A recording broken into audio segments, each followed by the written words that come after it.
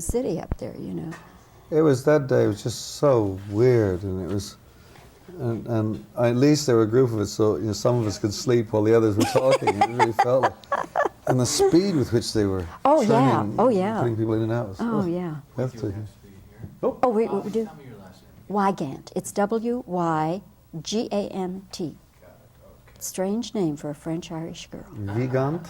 We do have speed. Okay. Standing by, ready to go in about 5, 4, 3, 2. Well, Terry, we were kind of reminiscing about the last time we met, which the last nightmare. Yes, and of course I have to tell you that I'm a Monty Python fan. You know, Dallas was one of the original PBS. Dallas was the beginning. Yes. It was the very first place that it was shown. It was a guy named Ron de Villiers, who was program manager there. Right, and I have been with the Pythons from that day forward through all reruns, and I hope you put those on video cassette because I'd love to have a whole set of them. Right. Anyway, we're here to talk about Brazil.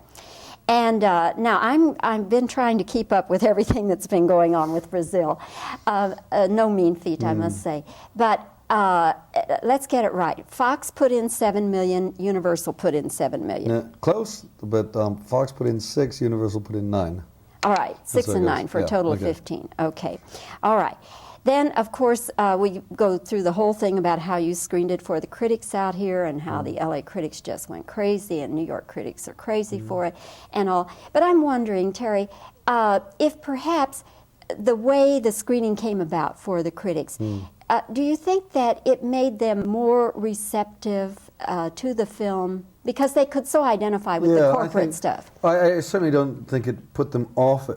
On the other hand, the LA critics have always been noted for being very conservative and very safe in their choices. They've always been very close to the industry out here, and what I find now is after they'd voted for Brazil, they're now being called left-wing radicals, troublemakers. I don't know how these people were transformed overnight into these people.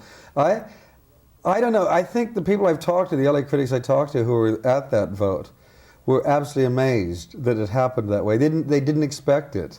They didn't expect there'd be that much positive feeling about the film. And I think the fact that New York critics, even though we only got about 2/3 of them to see the film before they voted, it still came in 3rd and 4th across the board. It definitely is a good film. I'm not particularly interested whether it's the best film or the second best film or the third best film. The fact is, and that's why I don't really like awards. It's impossible to say that one is better than the other. They're chalk and cheese, some films. The fact, by doing what they did, the important thing was that they rescued the film from the hands of a studio that seemed to be intent on burying it, and made it possible for the film to be released and people to decide for themselves what they think of the film. That's what's important.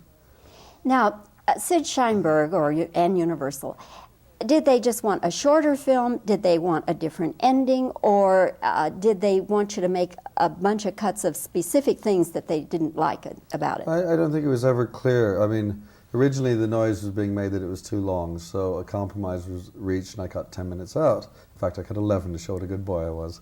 And at that point I was told, yes, it plays much better, but I think it needs a radical rethink.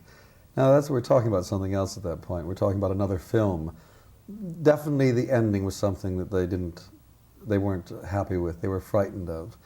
I think there were other elements in the film that make you think that they would be happy to get rid of.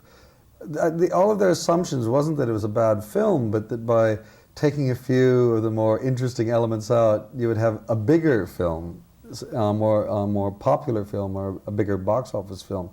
And my argument was that, listen, 2 years ago, there was the script there, you gave us the money, we all agreed to make that film. You don't then, after everybody's put in a year and a half's work on it, then decide, let's make another film. That's not on.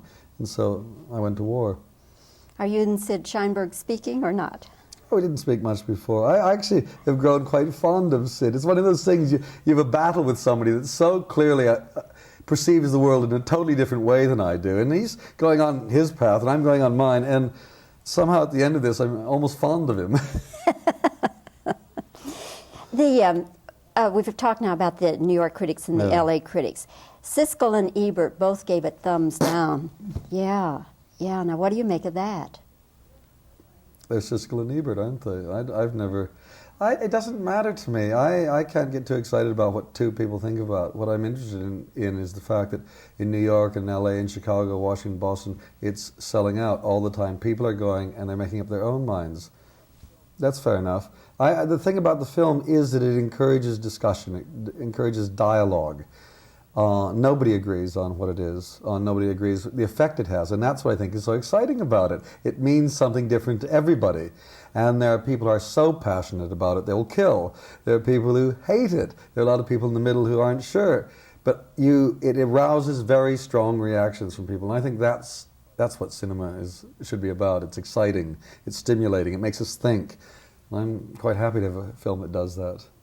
Do you think that Siskel and Ebert, being Midwest, that that might say that Middle America won't understand it? I'm just thinking whether or not they reflect the Midwestern. No, I think that thinking is exactly what Hollywood would like to think is true. I mean, the opinions I hear here about the Midwest are appalling. I come from Minneapolis.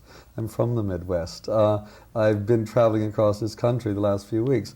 And it's so much rubbish talked about the Midwest. I think people are as intelligent, as inquiring out there as they are anywhere else. I had that in Time Bandits. We've had this with Python. I remember when Python came out, and we were in New York, and people were saying, the sophisticated Easterners will understand it, but of course, in the Midwest, they're dodos, they're farmhands out there. People were picketing in Des Moines, Iowa when they pulled Python off the air. 1,000 people were in the street. Those don't sound like dodos. And it's been like that on all of our films. We've always seemed to disprove these theories about number one, America, and in particular, the Midwest. So I think Brazil will be no different than any of the others. I think Siskel and Ebert are they've got personal problems, and they're angry, they're twisted, so what can one do? I think we ought to offer them a little vacation somewhere. Okay. All right. Well, Terry, it's good to talk with you again. Thanks. And Brazil is just off and running, and I can't wait to see what it does in Dallas. I'm really very eager. I will be there soon. All right, all right. So maybe watch out. Okay, maybe we can talk some more then. Good to see you, Terry. Bye-bye. Thanks. Good interview. Wonderful. Yes. Okay, now, do we turn the chair around a little? Not necessarily. Just look at my hand and that'll be us. Now, wait a minute, but don't start the tape yet. I've got, all right. Tape is rolling. Terry, do you think the fact, 1 second. oh, I'm sorry. Yeah, it's okay. Okay. In now. Terry, the fact that you had the screening out here for the critics the way you did, do you think that made them more receptive to the film? It was the 100,000 we paid them that made them receptive. Now, what is it that Sid Sheinberg and Universal wanted? They want a shorter movie? Did they want specific cuts, different ending? What was this all about? They wanted my firstborn.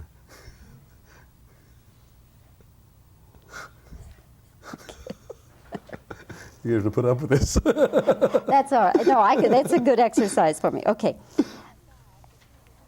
What about the people who don't understand the story? Fuck them, I say. That's why I say fuck those people. Okay, now he's really going to have fun with this one. Wait. Okay. Okay. Yeah. I'm sure you know that Siskel and Ebert both gave it thumbs down. Now, what do you make of that? Who are Siskel and Ebert? I've never actually heard of them. Are these human beings? Are these scum from another planet? Who are these people? These are the dodos. Yeah, those are the dodos of the Midwest. Okay. Yeah. All right. Let me just give you now reactions.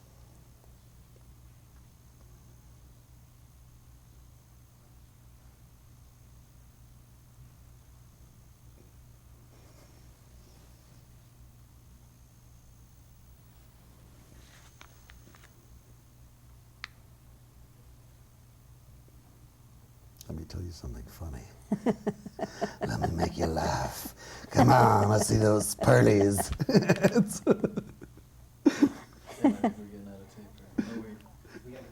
Okay, all right. One